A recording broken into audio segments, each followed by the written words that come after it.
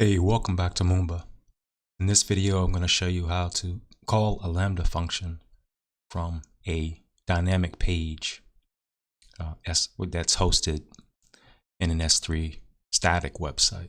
So let's talk about the differences as a quick refresher.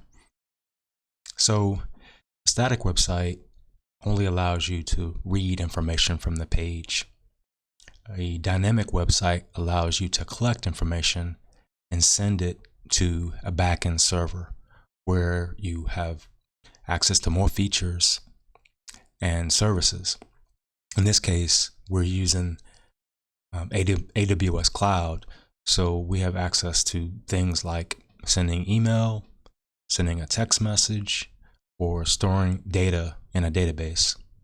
And there are other scenarios, but those just give you an idea of what you can do on the server. You can't do this on the client. So that's the major difference between a static page and a dynamic page. And the Lambda function URL gives you this capability. So here's the form on our page, and the goal is to allow the user to fill the form and click send.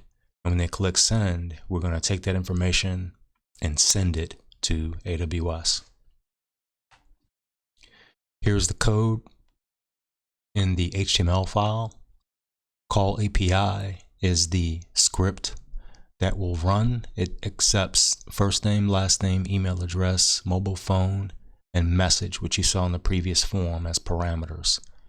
It does a HTTP post, which is basically just a way of saying that it's going to take the parameters, package them into the body of the message, and then send them. So down in the statement that shows the fetch, that's where your Lambda function URL will go. And this is what makes the call and provides the interaction between the client and the server. Okay, so let's start by uploading our the changes that we've made to our page to S3. Here we're selecting the bucket. Upload, click upload. Here's the page that we changed. Click upload. Okay, so now we have the page on or in S3 with our changes.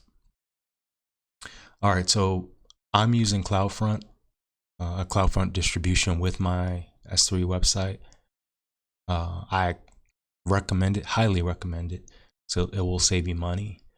CloudFront is basically a cache, high performant, low latency copy basically of your of many assets. In this case, it's our the pages for our S3 website.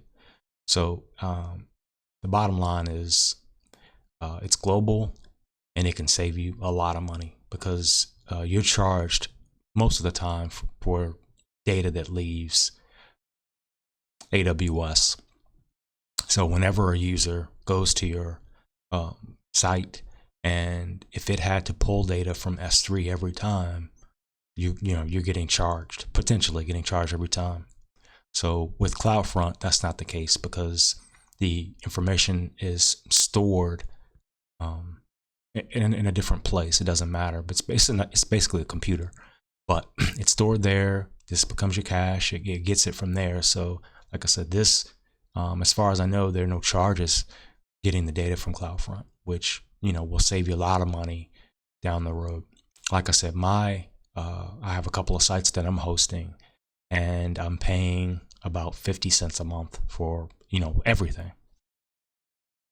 All right, so if you're using CloudFront, you won't see your changes on your page unless you invalidate the distribution. So I'm going to show you that real quick.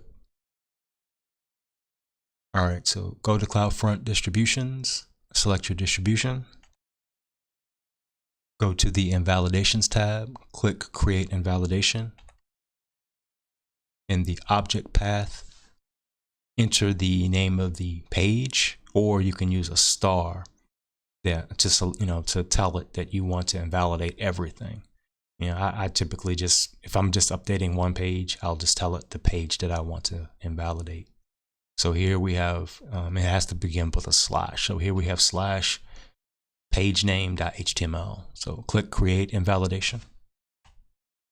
Okay, that was done. Okay, here's our form on the page now that is in AWS. They're hosted from the S3 bucket. So the users filled out the form, they click send, and I have some code that just does a redirect to a thank you page.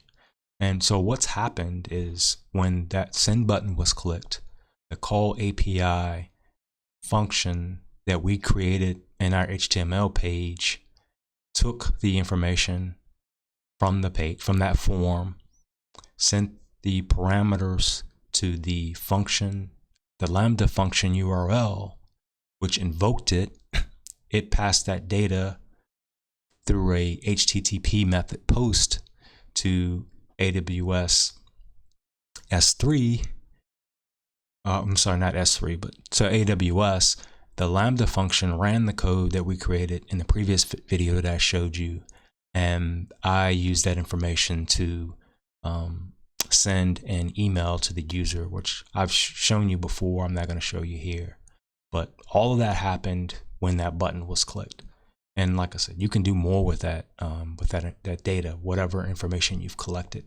But this just gives you an idea of what's possible, and for basically pennies a month. So that's all I wanted to show you in this video. See you next time.